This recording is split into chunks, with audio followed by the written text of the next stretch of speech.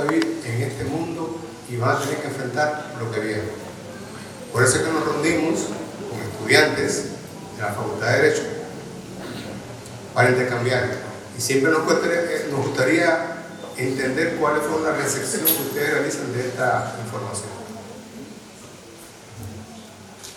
Yo quisiera tomar la alusión que hizo a Chomsky, a Noam Chomsky, porque el problema es que Chomsky es norteamericano y vive en Estados Unidos.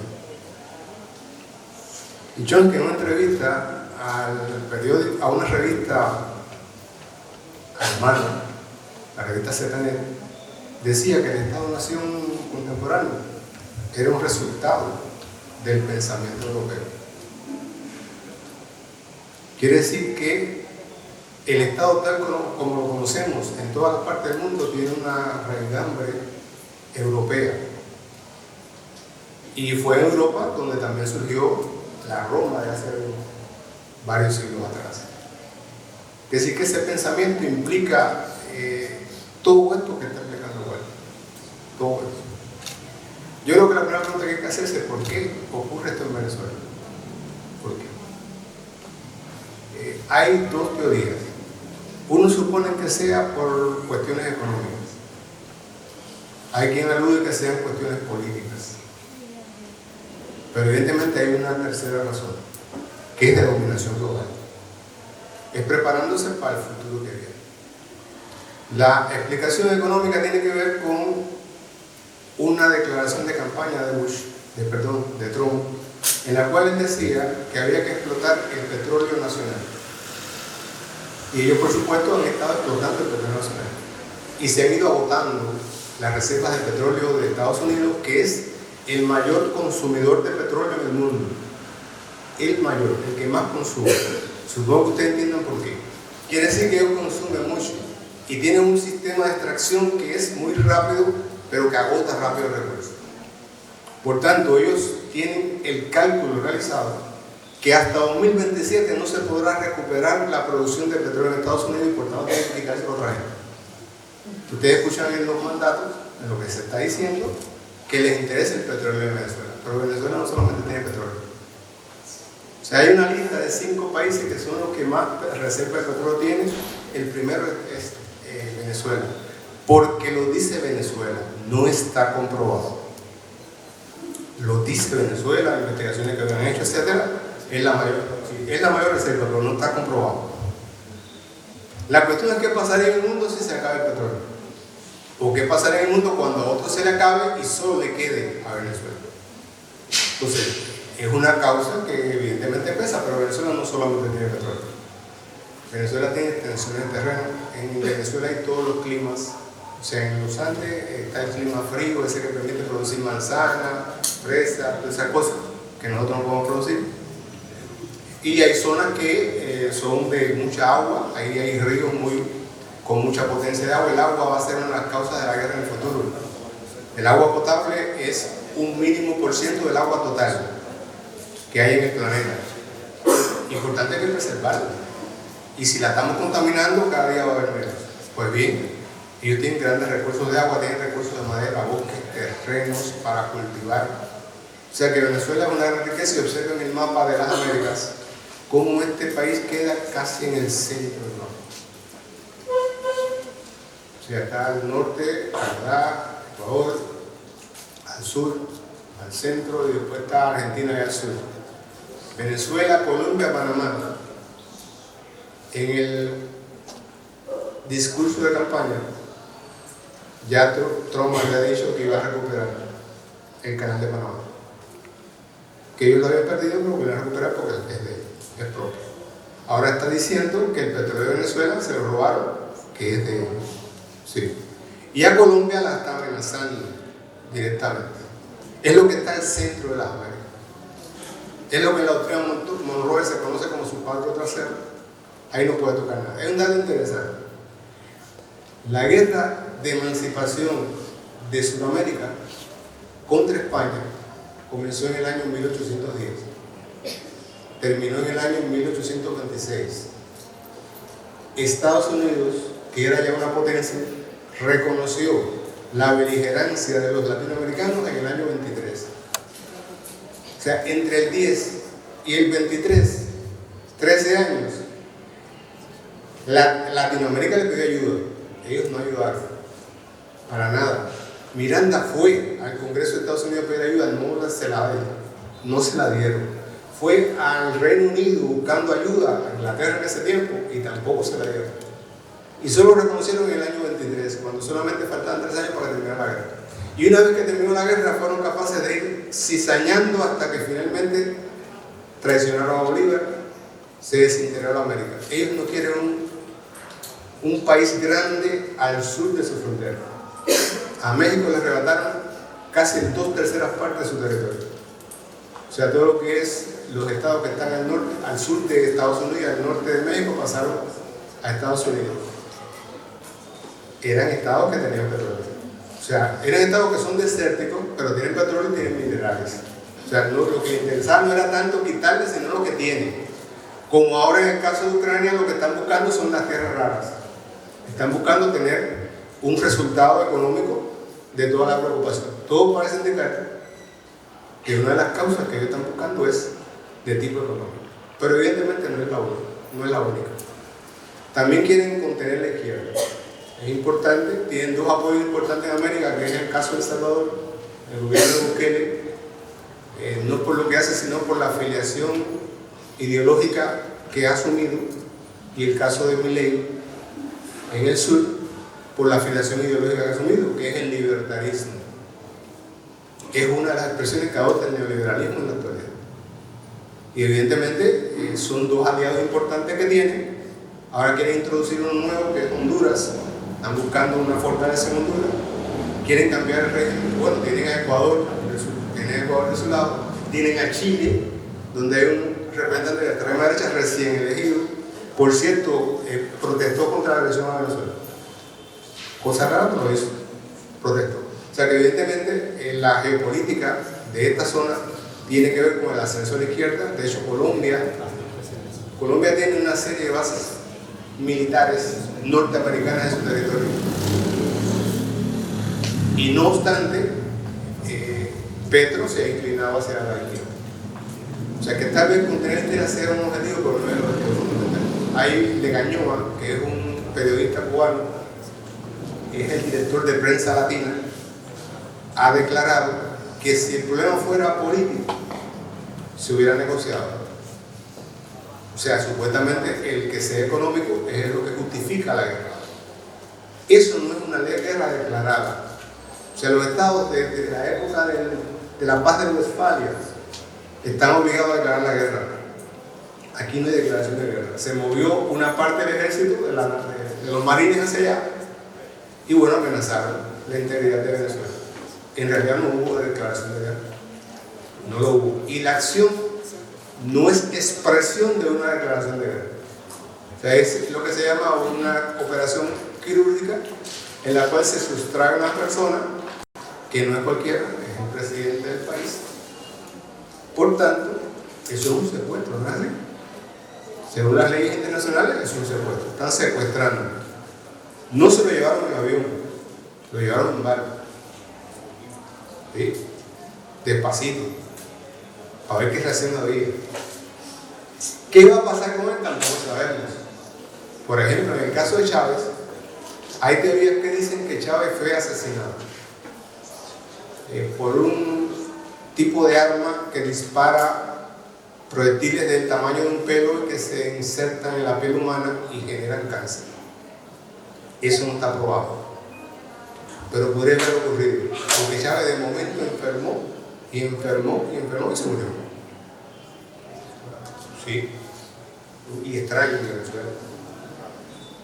Ahora lo tienen, o sea, puede ocurrir cualquier cosa como ahora. Mañana puede ocurrir un juicio y decir, no, nos equivocamos, no era así, lo devuelven a Venezuela y bueno, veremos qué pasa. ¿Sí? Veremos qué pasa. O sea que evidentemente todo esos elementos hay que tenerlo. La otra es la correlación de fuerza en América del Sur. Tenemos a Lula. Recuerden que el Bolsonaro hizo un asalto a los 3 poderes cuando comenzó este último mandato de Lula. Y el hijo Bolsonaro ahora está también forcejeando para que no encarcelen a su padre, que es un bandido, Nadie protestó cuando encarcelaron a Lula o cuando depusieron a Dilma Rousseff, pero ahora sí, el hijo está forcejeando y hay de Estados Unidos y está buscando el apoyo norteamericano, etc. O sea que evidentemente hay también una inclinación hacia la izquierda que a ellos les preocupa. Es posible que todo eso signifique lo que están pensando los norteamericanos, porque eso queda cerca de Panamá y ellos han declarado recuperar el istmo de Panamá, o sea, ese canal. Miren, por ese canal pasa una parte importante de la mercadería del mundo y además por ahí se mueven las tropas, o sea, los barcos tienen que pasar el canal y hay que pagar. Por tanto, es una fuente de dinero y es un lugar estratégico desde el punto de vista militar. ¿Ustedes creen que no aspira Estados Unidos a recuperar el canal? Es lógico. ¿Y qué es lo que queda entre Venezuela y el canal de Panamá? Colombia, donde ellos tienen tropas.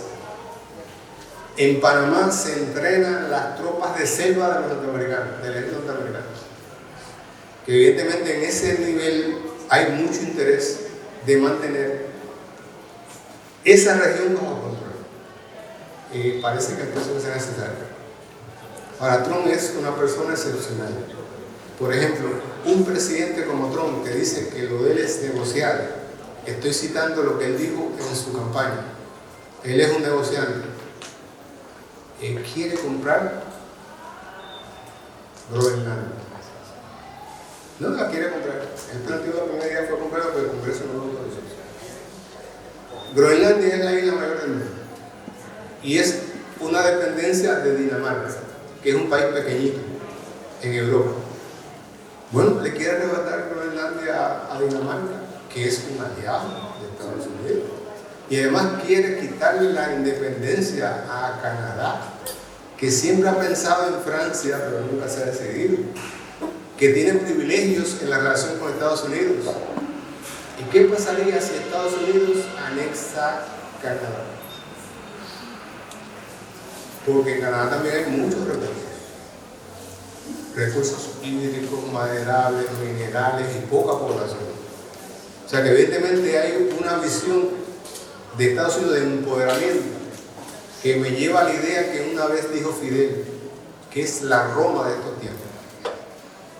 Y la Roma de aquellos tiempos se desangró ella misma, o sea, dominó el mundo y al mismo tiempo ya se fue desangrando en la corrupción y en estas cosas de gangsterismo como hace Trump, y finalmente desapareció aquella Roma. Después de perseguir a los cristianos terminó siendo una potencia cristiana. Tal vez eso le pase a Estados Unidos, pero antes de eso, la pregunta sería, ¿qué pasará en el futuro?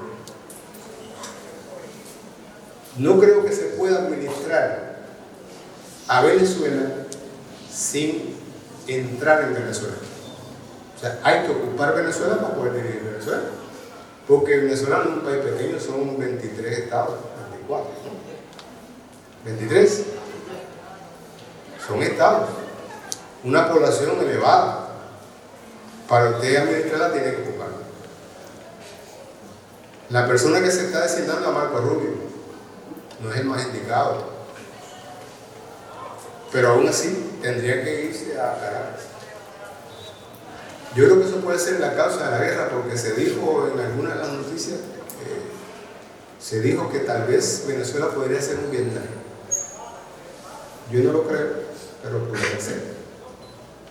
La cuestión es que a futuro, si realmente se logra la operación de Estados Unidos en Venezuela, el mundo quedaría de la siguiente manera. Miren bien. Bueno, África no cuenta. Ahí no hay intereses, ahí no pasa nada, ahí no va a pasar nada. Pero el Medio Oriente seguiría Israel hostigando a las naciones del Medio Oriente, porque Israel tiene la intención de ser el líder de esa zona. Israel es como la sanguijuela que está en ese lugar y está chupando todo lo que puede y está buscando chupar más. Quiere unir la India con Europa Occidental, ser el intermediario y crecer desde ese punto de vista, porque Israel no tiene muchos recursos que digamos. De hecho, el recurso agua para él es extraño, es difícil. China le preocupa a Taiwán.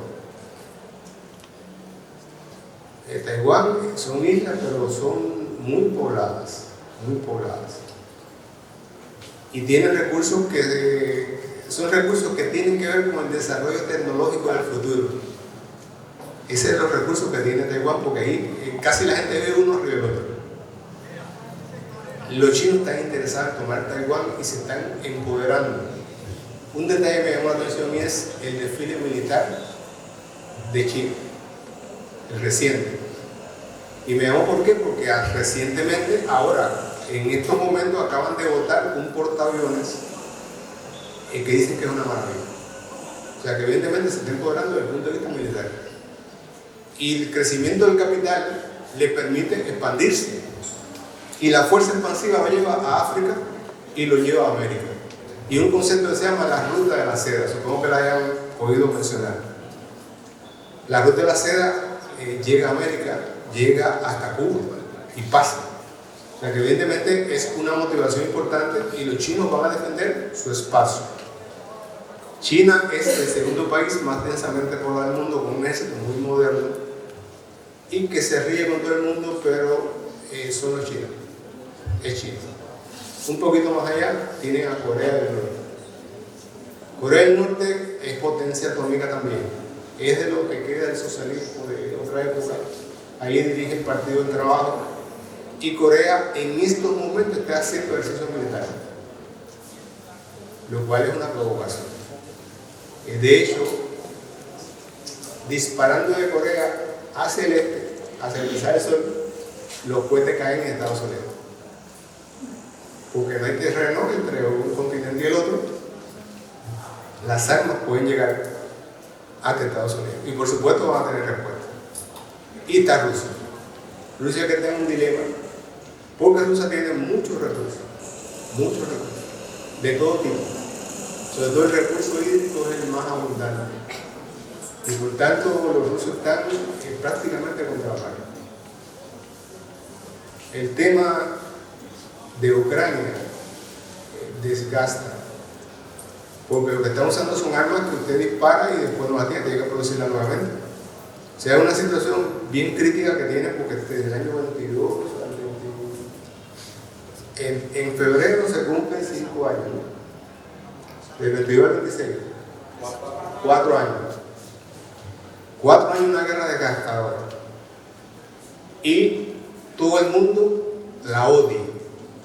No es la primera vez que lo hacen, lo hicieron con Napoleón, lo han hecho en otras oportunidades, pero ahora están puestos para. Y Zelensky le sigue el juego. Pudiera ser una posible negociación entre Maduro y Zelensky, eso pudiera ser, pero no es lo que parece ser. No es lo que parece ser. Y una vez comenzó la guerra en Ucrania, Israel hizo el bombardeo de Gaza. Evidentemente eso sí estuvo sincronizado. Fue el pretexto para ellos poder hacer lo mismo. Quiere decir que Rusia es otra potencia que además pertenece al BRIC.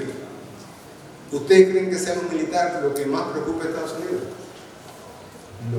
¿Qué es lo que preocupa a Estados Unidos? El que surge una moneda o medio de cambio como el BRICS que pondría en desventaja al dólar. Porque el dólar es la fuerza fundamental que tiene Estados Unidos. Eso lo declararon los padres fundadores de la nación norteamericana en el siglo XVIII. Y sigue siendo la herramienta fundamental que tiene Estados Unidos para controlar el mundo. Miren, siempre que ha habido una agresión de este tipo, y se han dado agresiones así de este tipo, ha habido sanciones internacionales contra, etc. Ustedes se han dado cuenta que a nadie se le ha ocurrido penalizar a Estados Unidos por estas acciones descabelladas. ¿Y es posible penalizar a Estados Unidos? No. Ellos eliminaron el cambio de su dólar por oro, ya no existe. Es bono de la Reserva Federal. Ellos emiten la cantidad de dólares que quieren tener. ¿Quién los va a penalizar? Segundo elemento, las Naciones Unidas. ¿De dónde sale el dinero de las Naciones Unidas? Eso es una proporción del Producto Interno Bruto que tienen los estados. Los estados que más Producto Interno Bruto tienen son los estados que más aportan a las Naciones Unidas y que sostienen los programas que ellos desarrollan en la agricultura, en la alimentación, con la niñez, etc., con la migración, etc. Quiere decir Si Estados Unidos no aporta, las Naciones Unidas no existen, no se pueden ni reunir. Y bueno, el último detalle es que la agresión en Venezuela fue un sábado de madrugada. Quiere decir que no había posibilidad de que ningún organismo internacional estuviera preparado para unirse el fin de semana. Es el fin de semana más largo que ha tenido Estados Unidos. Y Año Nuevo, el día 13. O sea que evidentemente las condiciones todas acusan a Estados Unidos. El comportamiento de Trump es el comportamiento de un gángster. Es lo que se ve en las películas de vaqueros. Es arrebatarle a otro lo que debe ser. Y una última cosa, en la Carta de las Naciones Unidas. Es verdad que el mundo ha cambiado. O sea, del año 45 acá, el mundo ha cambiado. Yo les recuerdo cómo terminó la Segunda Guerra Mundial. O sea, Alemania fue derrotada y se acordó que todas las fuerzas que estaban luchando contra Alemania se movieran hacia el oriente a controlar el imperio japonés. Todos recuerdan eso, ¿verdad? En Okinawa fue la gran batalla y los japoneses perdieron. No obstante, después que ellos perdieron, le lanzaron 2 bombas atómicas. No en pequeñas aldeas, sino en grandes ciudades millonarias, ciudades de 5 millones, de 4 millones, y arrasaron. Una primero el día 6 y el día 9 de agosto del año 45. La guerra en Europa terminó el 9 de mayo del año 45. Y en agosto se produjo eso. Entre el 9 de mayo y agosto fue la conferencia de San Francisco en junio, donde se acordaron las primeras ideas de las Naciones Unidas. Y no obstante después de eso, le tiraron las bombas atómicas. O sea, ese Estados Unidos, de ellos no se puede esperar nada bueno. Por lo tanto, es una responsabilidad de las generaciones presentes y futuras no olvidar estas cosas para poder enfrentar lo que se avecina. Todos queremos un nuevo orden mundial, pero no este que estamos viviendo. Queremos un orden mundial diferente. Es lo que yo les quería decir en esta intervención. La paso al moderador. Bueno, creo que en aras del tiempo y no extendernos mucho, este no va a ser el único, va a ser el primero.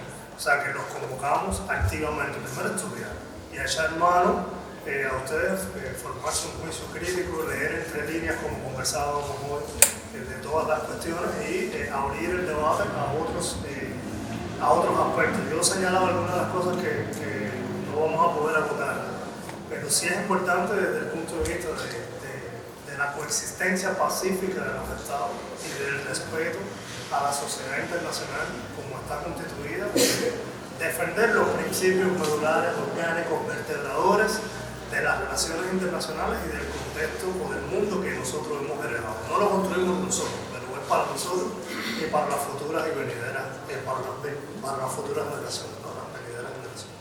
Entonces, defender la paz, defender y ponerse decía los filósofos que uno nunca puede ponerse en el lugar del otro, pero ver el peligro latente en cualquier amenaza de este tipo y ver lo que está ocurriendo también en el contexto latinoamericano.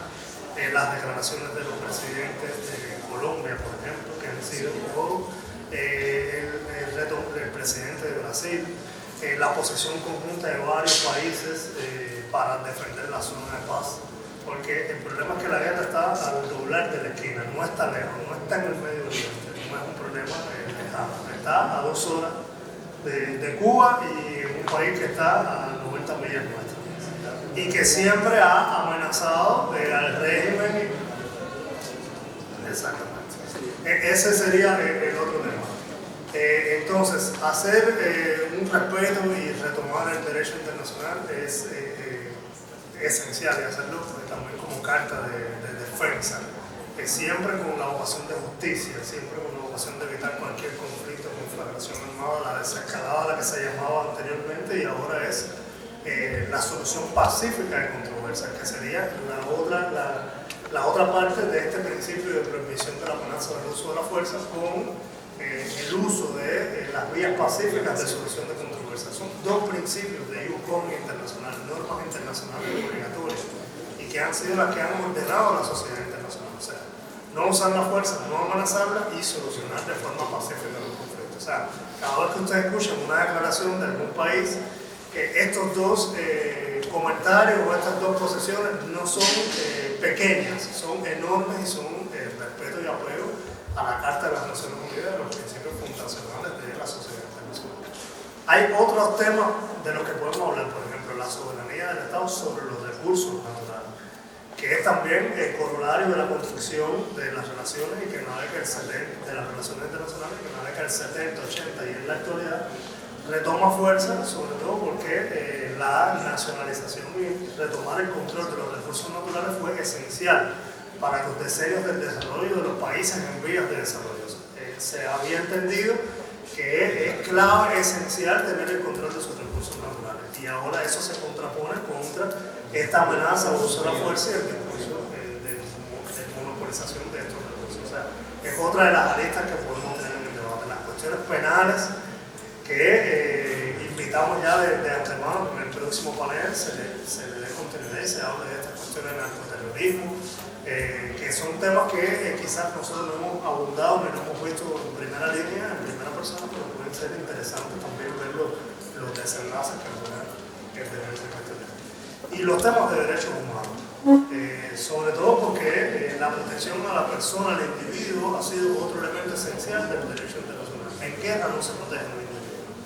En guerra hay un peligro a la vida, hay vejaciones, hay daño a la dignidad humana, y son cuestiones que también en este discurso de derechos humanos, que a veces es tan intercambiable, en independencia de quién procede, que se manipula. O sea, siempre hay que defender a la persona como centro, y ninguna agresión ni ningún conflicto armado justifica que haya daño a civiles y a la persona. Entonces son otras aristas, otras temáticas que podemos ir hablando.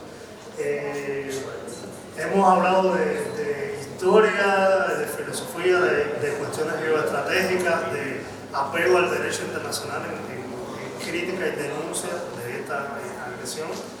Y bueno, nada, lo que nos correspondería ahora sería darle seguimiento a los acontecimientos y estar muy atentos. Nosotros sabemos que ustedes son la generación de las redes sociales, yo no me voy a distanciar también. Mucho cuidado con las redes sociales, los peligros, las tergiversaciones y las manipulaciones. Por eso hay que echar mano a los hechos y a formarse una convicción sobre todo. Las redes son un hervidero. Yo creo que no se puede estar de acuerdo con que usted sea ciudadano de un país esté en contra de un gobierno a que haya una agresión de un país extranjero, una invasión. Eso creo que lesiona los elementos y las fibras más sensibles del patriotismo, de la construcción del país, ¿no?